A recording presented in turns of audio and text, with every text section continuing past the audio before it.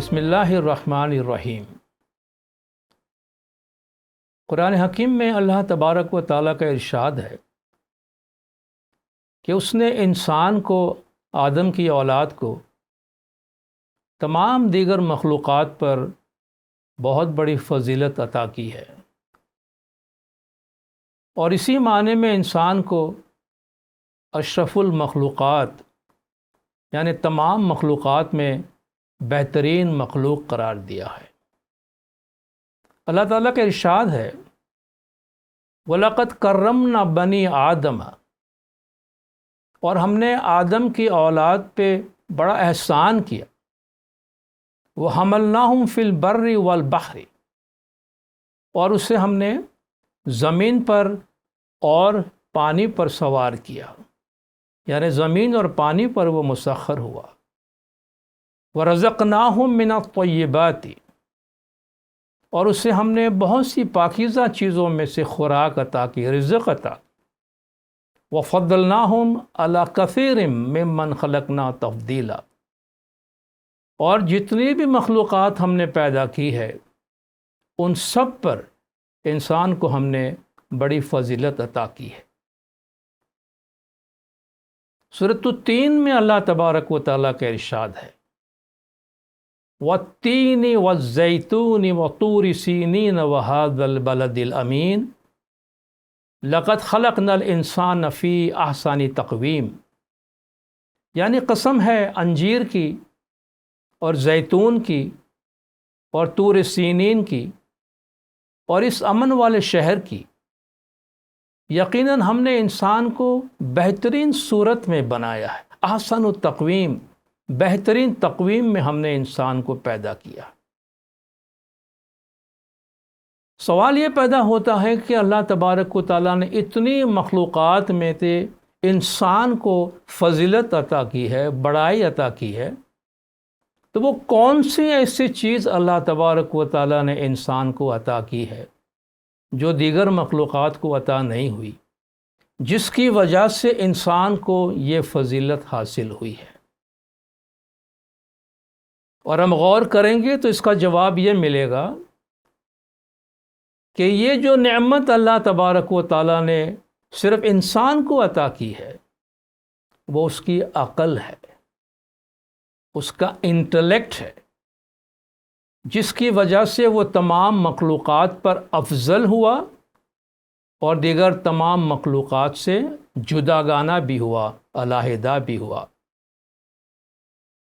عقل ایک ایسی نعمت ہے اللہ تبارک و تعالیٰ کی کہ جس میں یہ صلاحیت موجود ہے کہ وہ علم حاصل کرے اور اس علم کی روشنی میں اس کے لیے کیا درست ہے اور کیا غلط ہے، کیا صحیح ہے کیا غلط ہے، کیا اچھا ہے کیا برا ہے، اس کی تعلیم لے سکے۔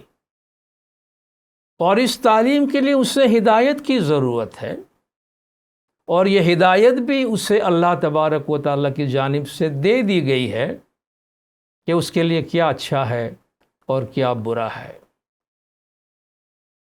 یہ انٹلیکٹ یا عقل ہی ہے جس کی وجہ سے ہمیں اختیارات دیے گئے ہیں، ہمیں انتخاب کی آزادی یعنی فریڈم آف چوائس دیا گیا ہے کہ ہم اپنی مرضی سے چوز کریں، اپنی مرضی سے انتخاب کریں کہ ہمیں کون سا کام کرنا ہے، کون سا راستہ اختیار کرنا ہے۔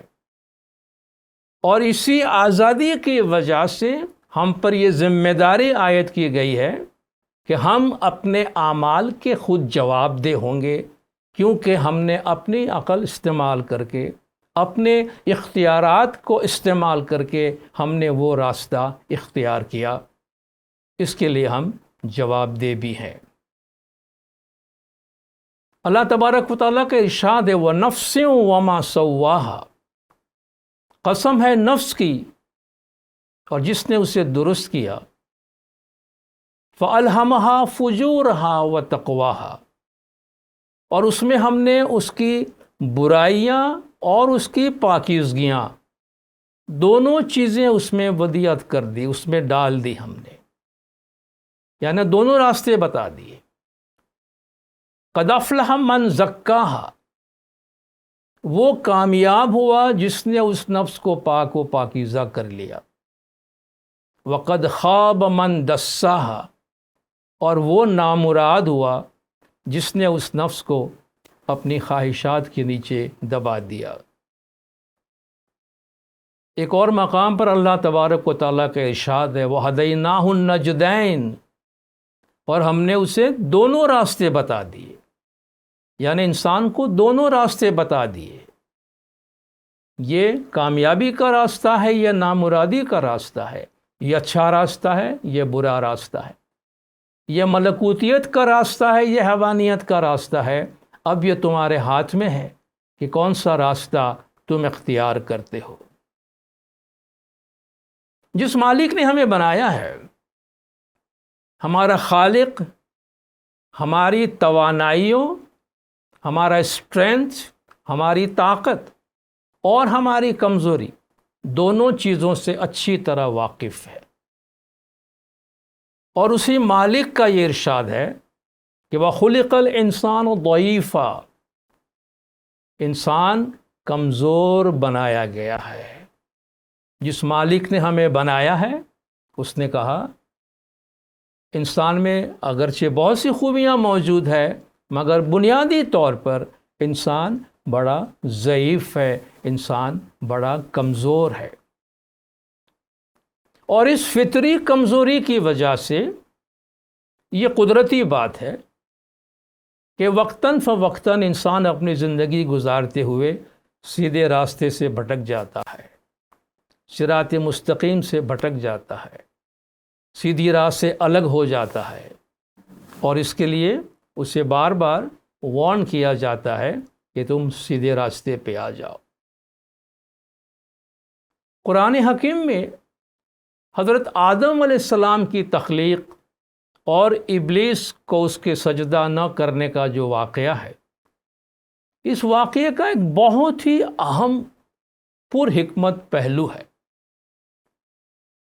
جب اللہ تبارک و تعالیٰ نے حضرت آدم علیہ السلام کو خلق کیا، تمام فرشتوں کو حکم دیا کہ آدم کے آگے سجدہ کرو، سب نے سجدہ کر دیا سوائے ابلیس کے۔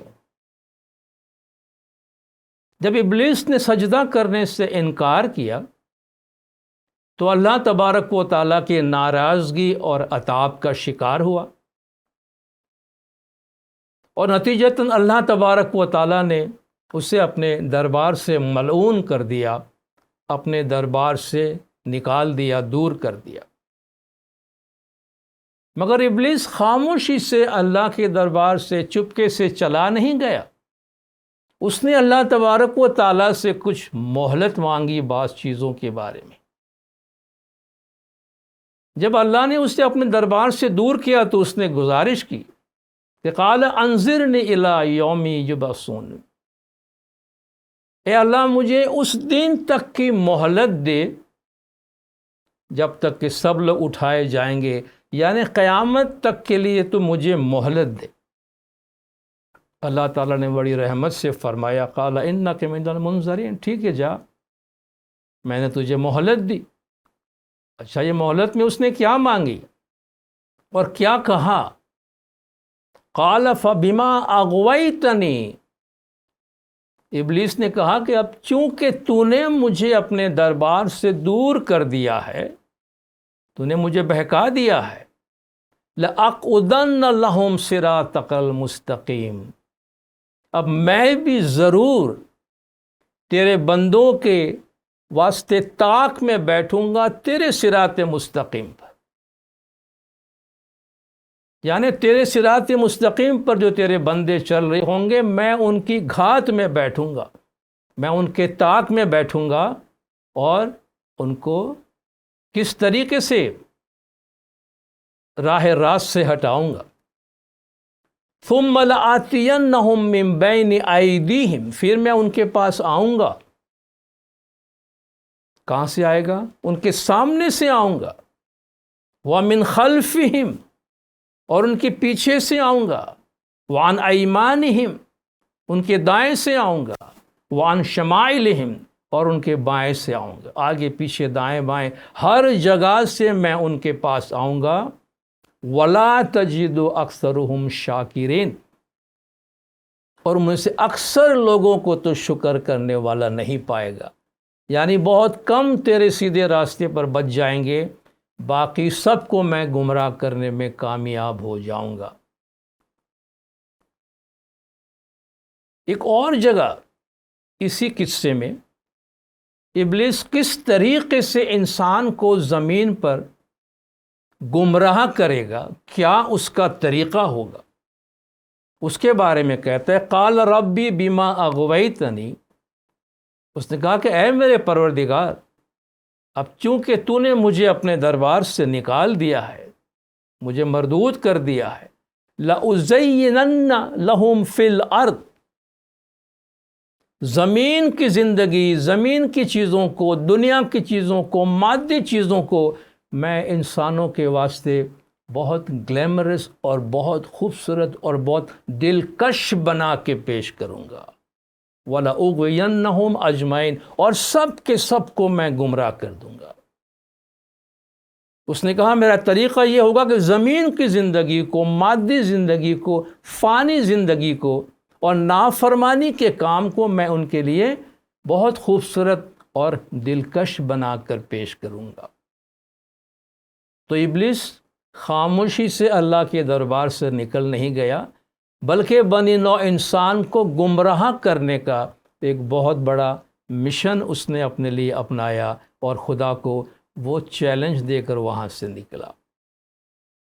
اور یہی وجہ ہے کہ اگرچہ اللہ تبارک و تعالیٰ نے انسان میں بڑی خوبیاں رکھی ہے، اور ساتھ ساتھ اس کی جو فجور ہے، برائیاں ہیں، وہ بھی اس میں ڈال دی ہے، اس لیے انسان کے وجود کے اندر خیر اور شر کے درمیان، اچھائی اور برائی کے درمیان ایک مسلسل جنگ اور ایک جدوجہد چلتی رہتی ہے۔ اللہ تعالیٰ کا ارشاد ہے کہ لَقَدْ خَلَقْنَا الْإِنسَانَ، ہم نے انسان کو پیدا کیا ہے، وَنَعْلَمُ مَا تُوَسْوِسُ بِهِ نَفْسُهُ، اور ہم یہ جانتے ہیں کہ اس کا نفس، جو کہ شیطان کا نمائندہ ہے، ہم جانتے کہ اس کا نفس اس سے کیا وسوسہ دیتا ہے۔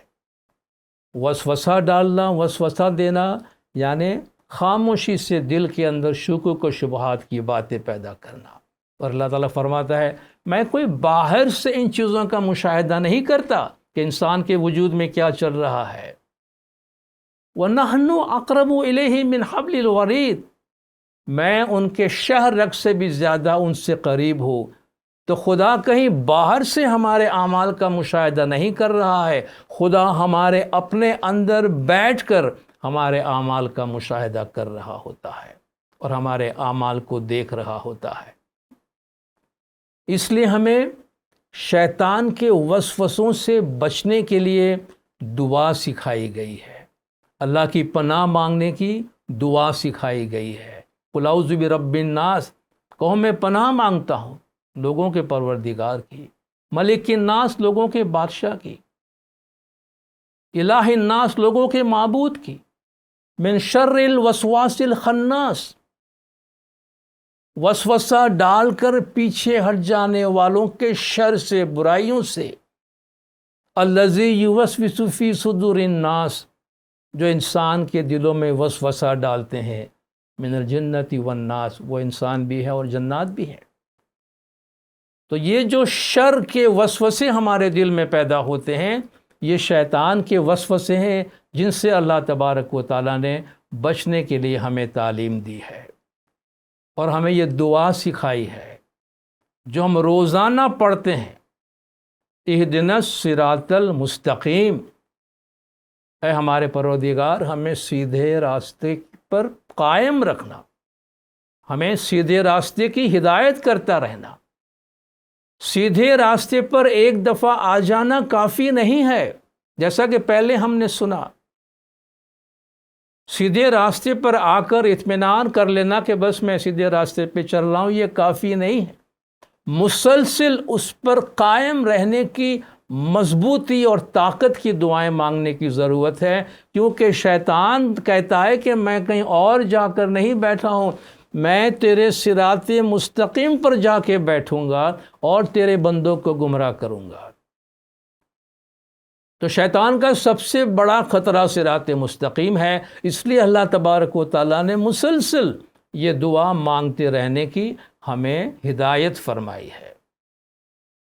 اور نہ صرف ہم صراط مستقیم پر قائم رہنے کی دعائیں مانگتے ہیں، بلکہ ہم گناہوں کے شر سے اور گناہوں کے اثرات سے بھی محفوظ رہے، اس کے لیے ہم اللہ تبارک و تعالیٰ کی پناہ مانگتے رہیں، اپنے گناہوں کی معافی مانگتے رہیں، اس کی بھی دعا ہمیں سکھائی گئی ہے، جو ہم استغفار کی صورت میں مانگتے ہیں۔ استغفر اللہ ربی و اتوب الیہ، میں اپنے گناہوں کی معافی مانگتا ہوں اور اللہ کی طرف توبہ کرتا ہوں۔ استغفار کا جو لفظ ہے، استغفار کا لفظ غفرون سے بنا ہے، اور غفرون کا مطلب ہے چھپا لینا، ڈھانک لینا، پروٹیکٹ کرنا، تحفظ عطا کرنا۔ اس کا مطلب یہ ہے کہ گناہوں کے اثرات سے ہم بچ کر رہیں، یا گناہوں سے ہم پروٹیکٹڈ رہیں، ہم اس کی دعا مانگتے ہیں۔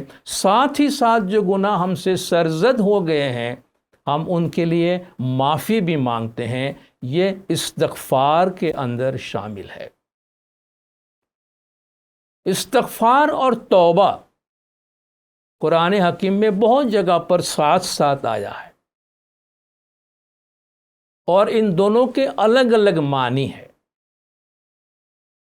جیسے قرآن حکیم میں اللہ تبارک و تعالیٰ نے سورۃ النصر میں فرمایا، اذا جاء نصر اللہ والفتح، جب اللہ تبارک و تعالیٰ کی مدد اور فتح آ جائے، ورأیت الناس یدخلون فی دین اللہ افواجا، اور تو دیکھ کے لوگ جوق در جوق اللہ تعالیٰ کے دین میں داخل ہو رہے ہیں، فسبح بحمد ربک واستغفر، تو اپنے پروردگار کی حمد کے ساتھ تسبیح پڑھ اور استغفار کر، بخشش طلب کر، انہ کان توابا، بے شک وہ بہت بڑا توبہ قبول کرنے والا ہے۔ اب دیکھیے پہلی آیت میں فرمایا واستغفرہ، اس سے بخشش مانگتا ہے، انہ کان توابا، وہ بہت بڑا بخشنے والا ہے، معاف کرنے والا ہے۔ استغفار اور توبہ آپ دیکھیں ساتھ ساتھ آ رہا ہے۔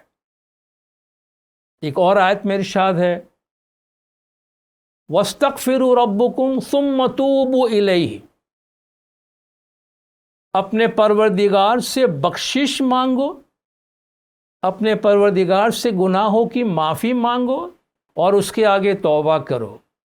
عام طور پر ہم استغفار اور توبہ کا شاید ایک ہی مطلب لیتے ہوں گے، گناہوں سے معافی مانگنا اور توبہ کرنا شاید ہم ایک ہی مطلب لیتے ہوں گے۔ یہ دو علیحدہ علیحدہ تصورات ہیں۔ قرآن میں آپ دیکھیں اللہ تبارک و تعالیٰ استغفار اور توبہ دو علیحدہ علیحدہ لفظ استعمال فرما رہے ہیں ایک ہی آیت کے اندر۔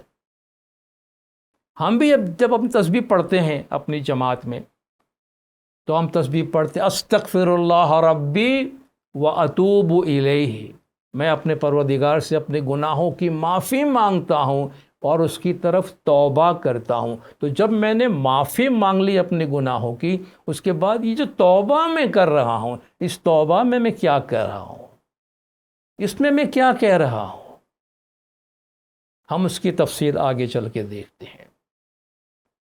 توبہ کا مطلب ہے رجوع کرنا یا واپس آنا، کسی کی طرف ٹرن ہونا یا کہیں ریٹرن ہونا، اپنا چہرہ کسی طرف کرنا یا واپس ہونا۔ اور یہ توبہ کا لفظ انسان کے واسطے بھی استعمال ہوا ہے اور اللہ تعالیٰ کے لیے بھی استعمال ہوا ہے۔ ایک ہی لفظ ہے، قرآن حکیم میں اللہ تبارک و تعالیٰ نے انسان کے لیے بھی استعمال کیا اور اپنے لیے بھی استعمال کیا۔ جب انسان کے لیے استعمال ہوتا ہے تو گناہوں کی معافی مانگنے کے لیے استعمال ہوتا ہے، اور جب اللہ تعالیٰ کے لیے استعمال ہوتا ہے تو گناہوں کی بخشش دینے کے لیے، گناہوں کی معافی دینے کے لیے اللہ کی ذات کے واسطے استعمال ہوتا ہے۔ جب انسان کے لیے استعمال ہوتا ہے تو توبہ الہ کے ساتھ استعمال ہوتا ہے، الہ کے ساتھ یعنی طرف، اتوب الیہ، استغفر اللہ ربی و اتوب الیہ، میں توبہ کرتا ہوں اس کی طرف۔ تو الہ کے ساتھ جب آتا ہے وہ بندے کے لیے آتا ہے، توبو الی اللہ، اللہ کی طرف توبہ کرو۔ اور جب اللہ کے لیے استعمال ہوتا ہے تو وہ علی کے ساتھ آتا ہے، ثم تاب اللہ علیہم، پھر اللہ تبارک و تعالیٰ نے ان کی توبہ قبول کی، اللہ تبارک و تعالیٰ نے ان کو بخشش عطا کی، ان پر اپنی رحمت نازل فرمائے۔ تو اللہ کے لیے توبہ کے ساتھ اعلی، بندے کے لیے توبہ کے ساتھ الہ استعمال ہوتا ہے۔ جب ہم صراط مستقیم سے بھٹک جاتے ہیں برے اعمال کر کے، تو اللہ تبارک و تعالیٰ نے ہمیں ایک راستہ بتایا ہے کہ ہم اپنی گناہوں کی معافی کے ذریعے سے اور اس کے بعد اپنی اصلی حالت میں واپس لوٹ کے توبہ کے ذریعے سے ہم واپس لوٹ کر اپنے حال کو، اپنے آپ کو پوری طرح پھر سے درست کر سکتے ہیں۔ یہ توبہ کا مطلب ہے۔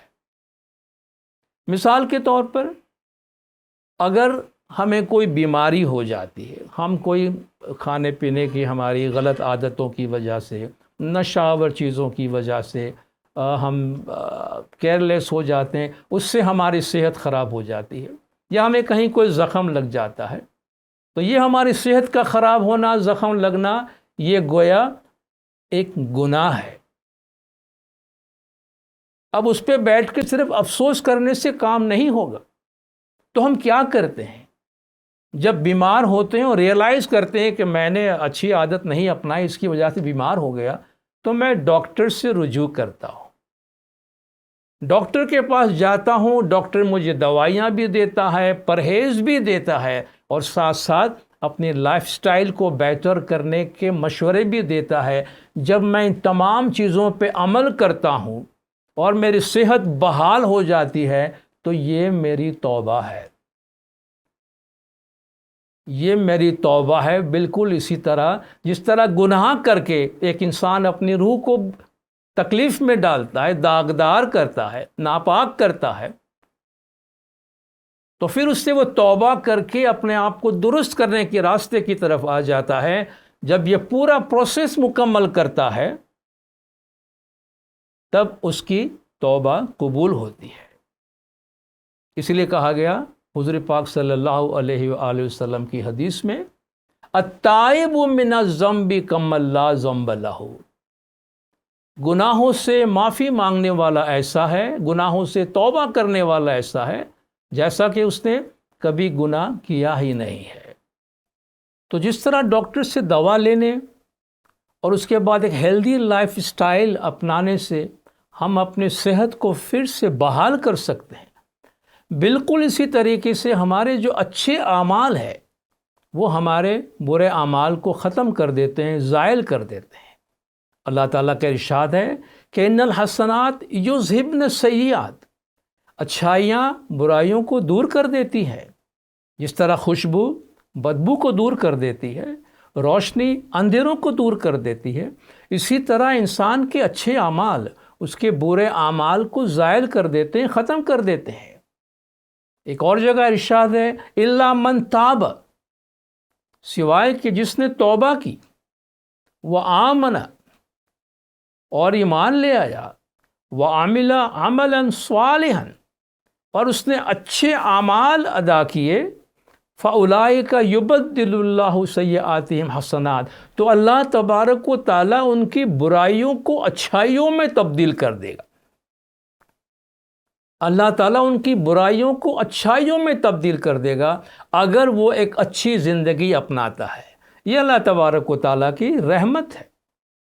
اللہ تعالیٰ کے ارشاد ہے تمام بنی آدم کے لیے، تمام انسانوں کے لیے، توبو الی اللہ جمیعا ایھا المؤمنون لعلکم تفلحون، اے تمام مومنوں تم سب کے سب ایک ساتھ اللہ تبارک و تعالیٰ کی طرف توبہ کرو. دیکھیں یہاں توبو الی اللہ جمیعا، اللہ تعالیٰ کی طرف تم سب کے سب توبہ کرو اے مومنو، تاکہ تم کامیاب ہو جاؤ.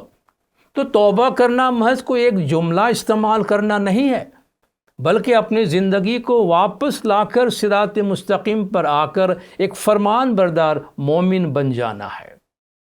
اللہ تعالیٰ کا ارشاد ہے الم یعلم ان اللہ هو یقبل التوبۃ عن عبادہ، کیا ان کو نہیں معلوم کہ اللہ تبارک و تعالیٰ اپنے بندوں کی توبہ قبول کرتا ہے، ویأخذ الصدقات، اور اس کے صدقات بھی قبول کرتا ہے، وَأَنَّ اللَّهَ هُوَ التَّوَّابُ الرَّحِيمُ، اور اللہ تبارک و تعالیٰ بہت بڑی توبہ قبول کرنے والا اور بہت بڑا مہربان ہے. حضور پاک صلی اللہ علیہ وآلہ وسلم کا ارشاد ہے کل بنی آدم خطاء، سارے انسان خطا کار ہے، تمام انسانوں سے گناہ ہوتے ہیں، تمام انسانوں سے غلطیاں ہوتی ہے. وخیر الخطائین التوابون، مگر ان خطا کاروں میں بہترین وہ ہے جو توبہ کرتے رہتے ہیں، جو اپنے گناہوں کی معافی مانگتے رہتے ہیں. اس لیے اللہ تبارک و تعالیٰ کا ارشاد ہے کہ ان اللہ یحب التوابین و یحب المتطہرین. دیکھیں ان دونوں الفاظ کا، ان دونوں صفات کا آپس میں کتنا گہرا تعلق ہے. اللہ تبارک و تعالیٰ بہت زیادہ توبہ کرنے والوں کو پیار کرتا ہے، محبوب رکھتا ہے، اور اللہ تبارک و تعالیٰ پاک و پاکیزہ رہنے والے کو بہت زیادہ پیار کرتا ہے، بہت زیادہ محبت دیتا ہے. تو اب دیکھیں توبہ کرنے والا اور پاک و پاکیزہ رہنے والا، یعنی جو اپنے گناہوں سے معافی مانگ کر ایک اچھی زندگی کی طرف واپس آ جاتا ہے، وہ ایک پاکیزہ زندگی گزارتا ہے. تو یہاں توبہ کرنے والے اور پاکیزہ زندگی گزارنے والے دونوں الفاظ کو اللہ تبارک و تعالیٰ نے ایک ساتھ استعمال کیا. توبہ ایک پورا پروسیس ہے، جیسا میں نے پہلے عرض کیا. توبہ کسی ایک جملے کو استعمال کرنے سے ہمارا مقصد پورا نہیں ہوتا. جب ہم سے کوئی گناہ کا کام ہو جاتا ہے اور ہم توبہ کرنا چاہتے ہیں تو توبہ کا ایک پروسیس شروع ہوتا ہے. اس کے کچھ لوازمات ہیں، کچھ اقدامات ہیں، کچھ سٹیپس ہیں. سب سے پہلے غلطی کا احساس ہونا، ندامت ہونا کہ مجھ سے غلط کام ہو گیا ہے، مجھے افسوس ہے مجھ سے غلط کام ہو گیا ہے. نمبر 2، اس کے لیے ہم معافی مانگے کہ اے خدایا درگزر کرنا، مجھ سے بھول ہو گئی ہے، مجھے معاف کرنا. اپنی اصلی حالت کی طرف واپس لوٹیں، گناہ کرنے سے پہلے جس پاکیزہ حالت کی طرف تھے اس طرف واپس لوٹیں. اللہ سے وعدہ کرے اس دفعہ غلطی ہو گئی، آئندہ ایسا نہیں ہوگا، اس دفعہ میں کر چکا ہوں، وعدہ کرتا ہوں کہ میں اس کو ریپیٹ نہیں کروں گا. اور اس وعدے پہ برقرار رہیں کہ پھر ہم اس کو ریپیٹ نہ کریں.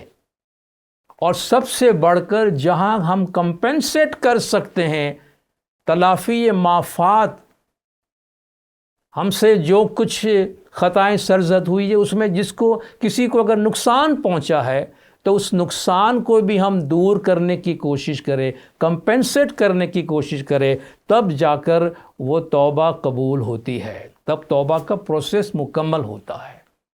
مثال کے طور پر میں ایک راستے پہ جا رہا ہوں، صراط مستقیم پہ چل رہا ہوں، راستے میں مجھ سے کوئی بھول ہو گئی، غلطی ہو گئی، شیطان کے ورگلانے میں آ گیا تو صراط مستقیم سے اتر گیا، مین راستے سے اتر کر کہیں کچے میں چلا گیا. یہ ہو گیا میرا گناہ. تھوڑی دیر آگے جا کے احساس ہوا کہ نہیں، میں غلط راستے پہ آ گیا ہوں، کسی نے مجھے بھٹکا دیا ہے، یہ میرا راستہ یہ نہیں ہے، صراط مستقیم یہ نہیں ہے. اب مجھے کیا کرنا ہے؟ اب میری توبہ کیا ہوگی؟ میں اگر وہیں بیٹھا بیٹھا زندگی بھر اے میرے پروردگار مجھ سے بھول ہو گئی، میں صحیح راستے سے بھٹک کے نیچے آ گیا ہوں، یہ افسوس ہی کرتا رہا تو میرا کچھ بھلا ہونا ہے؟ میں خدا سے کہتا ہوں خدایا مجھ سے بھول ہو گئی ہے، میں صراط مستقیم سے اتر گیا ہوں، اب مجھے لوٹ کے واپس وہاں آنا ہے جہاں سے میں صراط مستقیم سے نیچے اتر گیا تھا. جہاں سے میں راستہ چھوڑ کے کچے پہ چلا گیا تھا، میں وہاں واپس آتا ہوں اور خدا سے کہتا ہوں کہ اب میں سیدھے راستے پہ جاؤں گا، اب نہیں بھٹکوں گا، اور سیدھے راستے پہ جا رہا ہوں، وہ نہیں بھٹکتا ہوں، تب میری توبہ قبول ہوتی ہے۔ اس کو کہتے ہیں توبہ، کہ ٹو ٹرن ٹو، آپ اس کی طرف پھر سے رجوع ہوتے ہیں، اپنی اس جگہ پہ واپس آتے ہیں، تب وہ توبہ قبول ہوتی ہے۔ ہم جو گناہ کرتے ہیں اس گناہ کے بھی 3 درجات ہیں، 3 لیولز ہیں۔ عام طور پر ہم یہی سمجھتے ہیں اللہ تبارک و تعالیٰ سارے گناہ معاف کر دیتا ہے، اور یقیناً اللہ تبارک و تعالیٰ سارے گناہ معاف کر دیتا ہے، مگر ایک موقع ایسا آتا ہے جس کے لیے اللہ تعالیٰ فرماتا ہے اب اس کی توبہ قبول نہیں ہو سکتی، اور اس کی بھی وجہ ہے۔ توبہ کا جو مطلب ہے اس میں یہ وجہ موجود ہے کہ کیوں اللہ تعالیٰ فرماتا ہے کہ اب ان کے لیے توبہ نہیں ہے۔ تو توبہ کے 3 مراحل ہیں، ابتدائی، درمیانہ اور فائنل یا آخری۔ ابتدائی مرحلہ تو یہ ہے کہ انما التوبۃ علی اللہ للذین یعملون السوء بجہالۃ، اللہ کے نزدیک ان لوگوں کی توبہ قابل قبول ہے، اللہ ان کی توبہ قبول کرتا ہے جو جہالت سے، غلطی سے برائیاں کر بیٹھتے ہیں، ثم یتوبون من قریب، اور فوراً ہی توبہ کر لیتے ہیں۔ انیشیل اسٹیج پر، ابتدائی مرحلے میں غلطی کا احساس ہوتے ہی توبہ کر لیتے ہیں، فَأُولَئِكَ يَتُوبُ اللَّهُ عَلَيْهِمْ، اللہ تبارک و تعالیٰ ان کی توبہ قبول کر لیتا ہے۔ اللہ تبارک و تعالیٰ وَكَانَ اللَّهُ عَلِيمًا حَكِيمًا، اللہ بڑا علیم، بڑا حکیم ہے۔ تو آپ نے دیکھا کہ غلطی ہونے کے ساتھ احساس ہوا، فوراً توبہ کر لی، اللہ ان کی توبہ قبول فرما لیتا ہے۔ درمیانی مرحلہ کہ انسان گناہ کرتا جاتا ہے، کچھ عرصے کے بعد احساس ہوتا ہے کہ نہیں، زندگی میں نے کافی بگاڑ لی ہے، اب میں توبہ کرتا ہوں، واپس آتا ہوں، اچھی زندگی گزاروں گا، اور اپنے آپ کو درست کر لیتا ہے، اپنی اصلاح کر لیتا ہے، اللہ ان کی توبہ قبول کرتا ہے جب وہ اپنی زندگی کو پھر سے درست کر لیتے ہیں۔ اِلَّا الَّذِينَ تَابُوا مِن بَعْدِ ذَلِكَ، سوائے کہ جن لوگوں نے اس کے بعد توبہ کیا، وَأَصْلَحُوا، اور اپنی اصلاح کر لی، اپنے آپ کو سدھار لیا، فَإِنَّ اللَّهَ غَفُورٌ رَحِيمٌ، اللہ تبارک و تعالیٰ بڑا بخشنے والا، بڑا مہربان ہے۔ اب آیا تیسرا مرحلہ جہاں اللہ تعالیٰ فرماتا ہے وَلَيْسَتُ التَّوْبَةُ، ان کے لیے توبہ نہیں ہے۔ کن کے لیے؟ لِلَّذِينَ يَعْمَلُونَ السَّيِّئَاتِ، جو زندگی بھر تک برائیاں کرتے ہی رہتے ہیں، حَتَّى إِذَا حَضَرَ أَحَدَهُمُ الْمَوْتُ، یہاں تک کہ ان کی موت ان کے سامنے آ کے کھڑی ہو گئی، قَالَ إِنِّي تُبْتُ الْآنَ، تو کہتے ہیں اب میں نے توبہ کی، اب میں توبہ کرتا ہوں۔ اللہ تعالیٰ نے فرمایا ان کی توبہ قبول نہیں ہوگی۔ جو زندگی بھر برائیاں کرتے رہتے ہیں اور جب موت آ کے سامنے، عذاب سامنے کھڑا ہو گیا، تو کہنے لگی اب میں توبہ کرتا ہوں۔ اچھا، یہاں توبہ قبول کیوں نہیں ہو سکتی؟ کیونکہ توبہ کی شرط ہے کہ گناہوں کی معافی مانگے، اس حالت پہ واپس لوٹے جہاں سے آپ گئے تھے، اپنی اصلاح کرے، اپنے آپ کو درست کرے، اور وہ درست زندگی گزارے۔ اب واپس لوٹنے، معافی مانگنے، اصلاح کرنے اور درست زندگی گزارنے کا تو ان کے پاس وقت ہی نہیں بچا ہے، تو وہ توبہ کی جو ریکوائرمنٹس ہے وہ پوری نہیں کر سکتے ہیں۔ تو اللہ نے فرمایا اب یہ اپنے اصلی حالت کی طرف واپس نہیں آ سکتے ہیں۔ یہ بالکل اسی طرح ہے کہ اگر ہم بری عادتوں کے ذریعے سے، بری لائف سٹائل کے ذریعے سے، نشاور چیزوں کے استعمال کے ذریعے سے اپنی صحت کو بگاڑتے رہتے ہیں، تو ہماری صحت ایک مرحلے پہ جا کر ایک ایسی جگہ پہنچ جاتی جسے ہم کہتے ہیں پوائنٹ آف نو ریٹرن۔ اب یہ انسان، اس کا کوئی علاج ممکن نہیں ہے، یہ اسی بیماری میں گھل گھل کے ختم ہو جائے گا۔ تو جس طرح ہمیں ہماری بیماریاں، ہماری بری عادتیں ایک ایسے مرحلے پہ لے جاتی ہے جہاں سے لوٹنا ممکن نہیں ہوتا۔ بالکل اسی طریقے سے انسان کے برے اعمال اسے ایسی جگہ پہ لے جاتے ہیں کہ ایک مرحلے میں جا کر ان کا سدھرنا ناممکن ہو جاتا ہے۔ اس لیے اللہ تبارک تعالیٰ فرماتا ہے کہ ان کی توبہ قبول نہیں ہوگی۔ ان کی مثال اللہ تعالیٰ دیتا ہے کہ بلا من کسب سیئۃ، ہاں جس نے برائیاں کمائی، خوب کمائی برائیاں، وَأَحَاطَتْ بِهِ خَطِیَّتُهُ، اور اس کی برائیوں نے ان کو چاروں طرف سے گھیر لیا، اولئک اصحاب النار، یہ اصحاب جہنم ہے، یہ اصحاب نار ہے جس میں ہمیشہ رہنے والے ہیں۔ یعنی انہوں نے کبھی بھی اپنے آپ کو درست کرنے کا موقع ہی نہیں دیا، تو اللہ تبارک و تعالیٰ فرماتا ہے کہ کَلَّا بَلْ رَانَ عَلَىٰ قُلُوبِهِم مَّا كَانُوا يَكْسِبُونَ، جو اعمال انہوں نے کیے ان کے ذریعے سے ان کے سینوں پہ زنگ چڑھ گیا ہے، اب ان کا کوئی بھی علاج نہیں ہو سکتا۔ ورنہ اللہ تبارک و تعالیٰ کا ارشاد ہے کہ انسان جب بھی سدھرنا چاہے، جس مرحلے پر بھی اپنے گناہوں کی معافی مانگنا چاہے، بشرطے کہ اسے اصلاح کرنے کا وقت اس کے پاس موجود ہے، تو اللہ تبارک و تعالیٰ اس کے سارے گناہ بخش دیتا ہے۔ قُلْ يَا عِبَادِيَ الَّذِينَ أَسْرَفُوا عَلَىٰ أَنفُسِهِمْ، کہو اے میرے بندو جنہوں نے زیادتیاں کر کر اپنے جانوں پہ ظلم کیا ہے، اگر تم سدھرنا چاہتے ہو تو لا تقنطوا من رحمت اللہ، اللہ کی رحمت سے کبھی مایوس نہیں ہونا۔ ان اللہ یغفر الذنوب جمیعا، اللہ تمہارے سارے گناہ بخش دے گا، وہ سارے گناہ بخش دیتا ہے۔